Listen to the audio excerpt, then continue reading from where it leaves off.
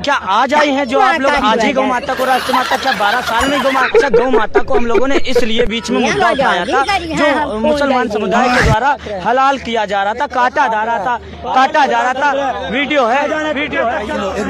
देखो तेज ना बोलो, चिल्लाओ ना। देखो हम एकदम सुनाएंगे, आप जवाब दीजिएगा। सुनिए, आंकड़ा बता रहा हूँ। 2014 के बाद भारत में सबसे बड़ा एक्सपोर्ट हुआ 175 मिलिट्री टन। वहाँ मुसलमान कोई नहीं थे पार्सल। उस देश को ठेका आता है, देश को टैक्स का पैसा आता है। फिर 15 में सुन लीजिए, फिर 15 में फिर 145 मीट्रिक टन। इस देश में इनको लोग ये देखिए, भाजपा को ऊंचा करना है, भाजपा को कुछ करना है, मगर ये नहीं मानेंगे। 8 भाजपा के नेताओं को स्लॉटर हाउस हैं अभी भी, क्यों नहीं वहाँ बंद कर रहे हैं? और आप इनका ये कहना है, बंगाल के मुख्यमंत्री कह रहे हैं 15 साल की अगर गाय माता है तो उसको काट दीजिए। मतलब जवानी माँ है, बुढ़ा गई तो माँ नहीं। ये कैसा प्यार आपका गाय की माता से? आप बंगाल के मुख्यमंत्री के खिलाफ क्यों नहीं मोर्चा उगाड़ते हैं? और ये लोग व्हाट्सएप यूनिवर्सिटी से वीडियो आके, रुक जाओ बोलने दो, और ये लोग ऐसी बातें करेंगे। मुसलमान के धर्म में साफ साफ कुरान शरीफ में मना है कि गाय का गोश्त खाना आपके लिए शरीर का अच्छा हिस्सा नहीं माना जाएगा। दूध खाइए, घी खाइए। हम लोग तो गर्व से दूध और घी खाते हैं, मगर आप अपनी राजनीति को चमकाना है। जो आप पहलू खान को आपने बजरंग दल के जो नामर्द जैसे गुंडे मार दिए भीड़ में ले जाके। आप बताइए, उसकी बच्ची कह रही थी कि अंदर गौ का मांस नहीं निकला तो क्या आप मेरे बाप को लौटा देंगे? बताइए। आप मार दिए उसका बच्चे पर, उसका परिवार को कौन पालेगा? और आप कह रहे हैं कि मैं गौ माता का प्यार हूँ। आप क्यों नहीं संगीत सोम के घर में जाके फूंक देते उसका घर? 2 स्लॉटर हाउस उसके पास है। ये NCRB की रिपोर्ट है। प्रभु, वो देखिए, आस्था के साथ खिलवाड़ करना ये कांग्रेस की प्रवृत्ति है। यही बात जो उनको कांग्रेसी संस्कार में प्राप्त हुआ है, वही बात वो आप अपने भाषणों में कर रहे हैं। वो कैसे? अभी पता चले। भगवान शिव और भगवान राम को आपस में लड़ाने का कुत्सित प्रयास कर रहे हैं। क्या बोला तूने? भगवान शिव और भगवान राम को आपस में लड़ाने का कुत्सित प्रयास कर रहे हैं। यार क्या बात कर रहे हो यार, भाई साहब, मतलब कुछ भी बोलो। जनता को आप घर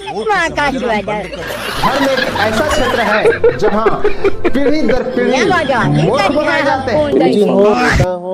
सबको अच्छे से पता है कि जनता मूर्ख है, मूर्ख ही रहना है उसे। कहना क्या चाहते हो? कोई मूल मुद्दों की बात नहीं है। एक कैसेट बजा देते हैं। डीजल पेट्रोल हमारे हाथ में नहीं है, रुपया अंतर्राष्ट्रीय कारणों से गिर रहा है। महंगाई बेरोजगारी के लिए कांग्रेस जिम्मेदार है, बाकी सारी समस्याएं नेहरू। और ऐसे ही इंटरव्यू में तो उन्होंने बोला ना कि क्या कहते हैं, आपने नीट का एग्जाम दिया है? अगर मैं वहाँ कहूँ कि नहीं मैंने नहीं दिया, तो बोलिए जब आपने दिया ही नहीं है तो आप प्रोटेस्ट में क्या कर रही हैं? ओके, तो वहाँ मैंने बोला कि फिर आप तो ऐसे क्वेश्चन कर रही है कि कल को हम किसी रेप प्रोटेस्ट में जा रहे हैं तो आप बोलेंगे आपका तो रेप हुआ नहीं, आप रेप प्रोटेस्ट में कर क्या रही हैं? ये बड़ी अच्छी बात कह रही हैं कि आप यहाँ एजुकेशन की बात हो रही है, रेप का मामला क्यों लेके आ रही है? मुझे सपोर्ट कर रही है।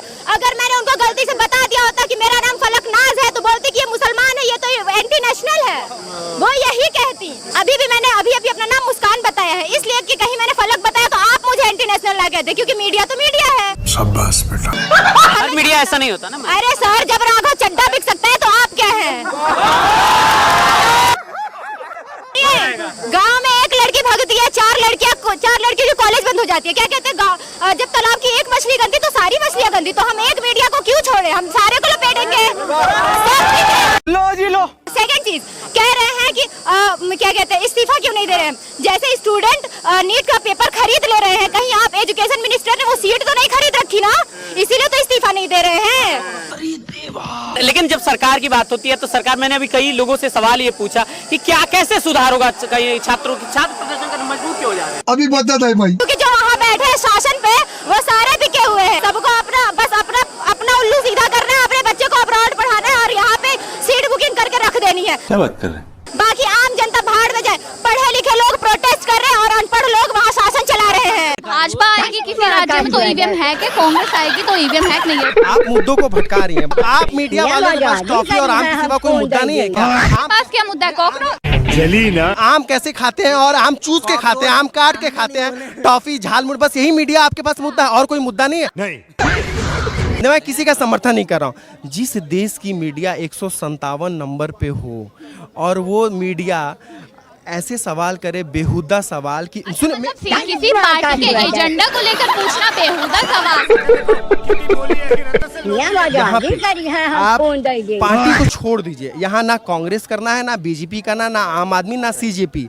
पार्टी से पार्टी से हट के आप बात करी। ऐसा नहीं हो सकता। आपने कहा किसी पार्टी का नाम नहीं लिया, तो इतना युवा अकेले क्यों नहीं खड़े हुआ? बीजेपी की जरूरत क्यों पड़ी? मेरा माँ बाप के लड़का पैदा हो जाएगा क्या? नहीं हो पाएगा ना। मेरा माँ बाप के लड़का पैदा कर लेंगे, नहीं कर पाएंगे। वैसे ही हमें एक लीडर की जरूरत होती है, एक लीडर की। वो अभिजीत दीपके हमारे लीडर हैं, समझे? वो ठीक, अगर वो गलत करेंगे हम उनको नॉक करेंगे, सर ये गलत हो रहा है, इसको ऐसे करना चाहिए। जवाहरलाल नेहरू जवाहरात के लाल थे और प्रधानमंत्री मोदी जी गुदड़ी के लाल। अच्छा। 15 नेहरू जी प्रधानमंत्री तब चाइना के पास एयरपोर्ट नहीं, हमारे पास थी। चाइना आते हमारी स्थिति ये हो गई कि उन नेहरू जी ने कैनेडी को लेटर लिखा जो 2010 में डिक्लासिफाइड हुआ है। डिप्रेशन। अनुमाचार्य, आप लोग मजाक उड़ाते हैं। नरेंद्र मोदी जी ने आज पंडित नेहरू जी का रिकॉर्ड भी ब्रेक ये अपने आप में एक बहुत बड़ी लीगेसी है। बताता हूँ।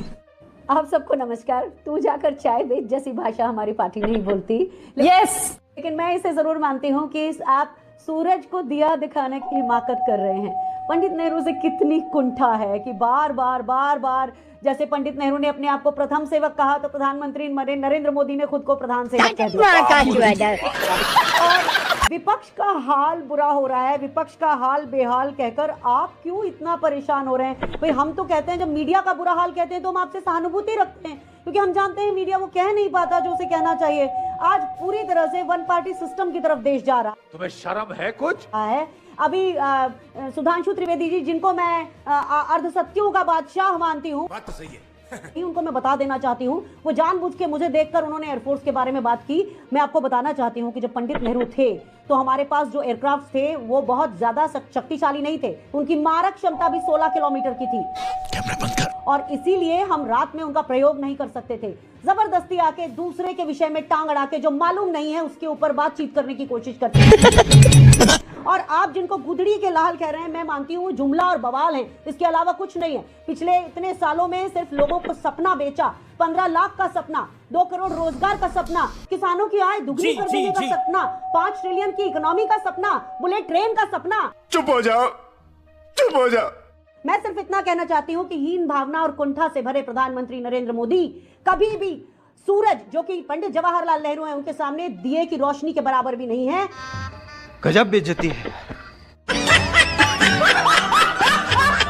भाइयों बहनों, मैं आपको कह रहा हूं, आप मुझे 60 महीने दीजिए, 60 महीने मैं आपको सुख चैन की जिंदगी दूंगा, ये वादा करने आया हूं। मैंने सिर्फ देश से 50 दिन मांगे हैं, 50 दिन। 30 दिसंबर तक मुझे मौका दीजिए मेरे भाइयों बहनों। अगर 30 दिसंबर के बाद कोई मेरी कमी रह जाए, कोई मेरी गलती निकल जाए, कोई मेरा गलत इरादा निकल जाए, आप जिस चौराहे में मुझे खड़ा करेंगे, मैं खड़ा होकर के देश जो सजा करेगा वो सजा भुगतने के लिए तैयार हूं। मुझ पर 5 साल भरोसा करो, ज्यादा नहीं कह रहा हूं, 5 साल भरोसा करो। इन्होंने जितना लूटा है ना, मैं आपके चरणों में लाकर के रख दूंगा। 2035 तक मैं ये राष्ट्रीय सुरक्षा कवच का विस्तार करना चाहता हूं। एक तो हमारा लक्ष्य है 2047। रिद्धिमा मिश्रा को तो सबसे बड़ा मैं दलाल मानता हूँ। फेम पाना है, उन्हें फेमस होना है। पहले देख लो टिकटॉक पे मुजरा करता था दक्ष चौधरी, सामने मुंह पे बोल रहा हूँ। इस हिंदू व्यक्ति ने अनभक्त रिद्धिमा शर्मा और अनभक्त दक्ष चौधरी की क्लास लगा दी। इन दोनों अनभक्तों के बारे में इस भाई ने क्या बोला है, सुनिए पहले। तो कहीं भी जाएगी वहाँ आपने देखा होगा कि मीडिया ने क्या पूछ रहा है, जय श्री राम भारत तेरे टुकड़े हो, ये नारा लगा रहा आदमी। सही पकड़े हैं। रिद्धिमा शर्मा को सिर्फ हिंदू मुस्लिम करना आता है, वो पेड औरत है बस। रिद्धिमा और दक्ष चौधरी जैसे लोग फेमस होने के लिए और फेम पाने के लिए लोगों को बड़गलाते हैं, उनके दिल में हिंदू मुस्लिम का नफरत भरते हैं और कुछ अनभक्त लोग इनकी नफरती बातों में आ भी जाते हैं और आपस में दंगे भी करने लगते हैं। इस बारे में आपकी क्या राय है, कमेंट जरूर करना। जय श्री राम। जय श्री राम सर, जय श्री राम।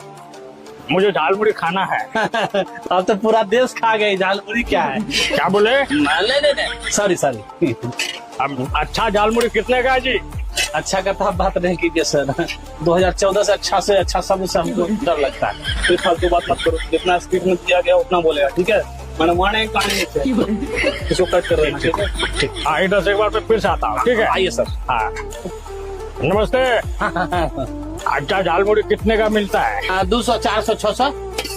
ये तो बहुत महंगा है जी। अब महंगाई का बात आप नहीं है कीजिए, वो जो 400 का सिलेंडर 1200 में मिल रहा है, और डॉलर जो है रुपया से ऊपर बढ़ गया है मालिक। एक फालतू बात करता तू, जितना स्पीड में दिया गया उतना बोलेगा, ठीक है? सॉरी सर, ठीक है ठीक। अब कम बोलो, 15 लाख रुपए तुम्हारे अकाउंट में मिल जाते हैं। थैंक यू, सही बोला। ठीक कॉलर सही कर, ठीक है? ठीक है अजय, अच्छा झाल मुड़ी कितने का? 10, 20, 30। हाँ तो ठीक है, 10 वाला मेरे लिए बना दो।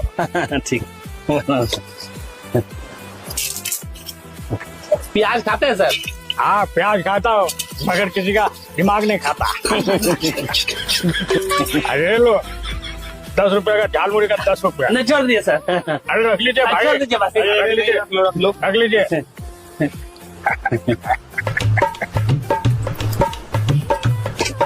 एक सेकंड बबुआ, सब्सक्राइब तो कर दो।